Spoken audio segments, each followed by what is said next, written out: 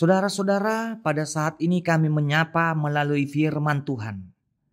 Sebelum kita mendengarkan firman Tuhan, kita bersatu teduh sejenak.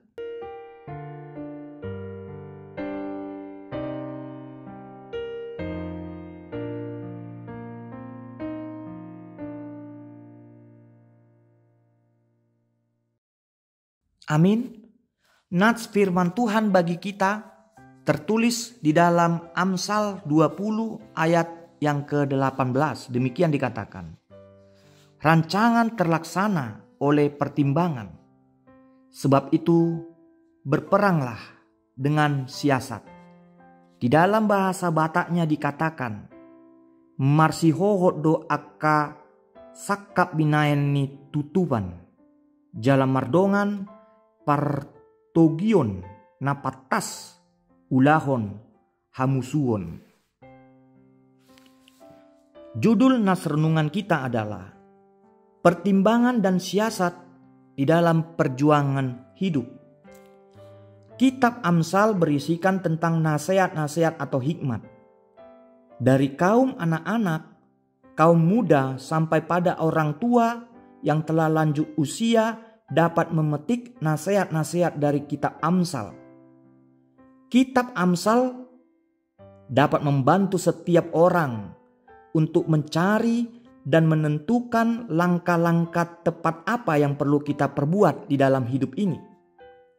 Di dalam nats renungan saat ini, penulis kitab Amsal mengajarkan kita untuk memenangkan setiap tantangan kehidupan. Penulis Amsal ini menilai bahwa kehidupan ini seperti berada dalam dunia peperangan. Perang telah menciptakan kesusahan, penderitaan. Saat masa peperangan kita membutuhkan doa. Tetapi dia mengatakan juga, berdoa saja tanpa bangkit dan berjuang, kita tidak akan memenangkan peperangan. Kita perlu melakukan tindakan. Dari pengalaman hidup penulis Amsal ini, kita diajarkan untuk melakukan pertimbangan dan siasat. Mengapa kita diminta untuk melakukan pertimbangan dan siasat? Jika kita diminta untuk melakukan pertimbangan, maka kita disadarkan sebagai manusia. Kita pasti memiliki keterbatasan di dalam kekuatan dan pikiran. Kita membutuhkan Tuhan di dalam hidup ini sebagai sumber kekuatan kita. Demikian juga, jika kita diminta untuk melakukan siasat, bukan berarti kita bebas melakukan apa saja, meskipun itu dipenuhi pikiran yang berisikan kejahatan dan tipu muslihat. Melakukan siasat berarti melakukan penyelidikan di dalam diri.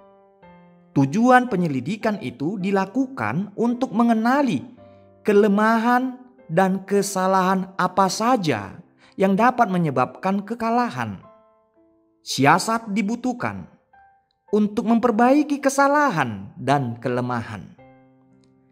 Pertimbangan dan siasat hanya cara untuk mendapatkan kemenangan, tetapi tidak menjadi jaminan sebagai tolak ukur untuk memberi kemenangan. Kita tetap meyakini bahwa kemenangan bersumber dari Tuhan. Kemenangan diberikan untuk menjadikan kita menjadi orang yang rendah hati. Jika kita belum mendapatkan kemenangan, bukan berarti kita adalah orang yang paling gagal di dalam hidup ini. Orang yang belum mendapatkan kemenangan tidak boleh terus bersedih, apalagi marah. Jika hasil tak sesuai dengan harapan, kita harus bisa menerima dengan lapang dada.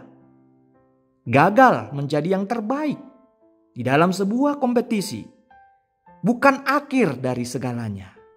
Karena di balik kekalahan tersebut pastinya ada pelajaran yang bisa dipetik untuk membangun diri menjadi lebih baik. Amin. Kita berdoa. Ya Tuhan, pada saat ini kami datang ke hadapan-Mu untuk berdoa. Karena Engkau selalu melindungi kami, menyertai kami di dalam kehidupan kami. sehingga kami dapat menjalaninya dengan penuh hikmat yang daripadamu. Sungguh hari yang berbahagia kami telah mendengarkan firman-Mu. Engkau mengajarkan kami begitu berharganya hikmat yang daripadamu, yang mengajarkan kami supaya kami dipenuhi oleh hikmat yang penuh dengan pertimbangan dan siasat. Kami sadar Tuhan, di dalam hikmat yang Kau berikan kepada kami, hikmat yang penuh dengan pertimbangan dan siasat.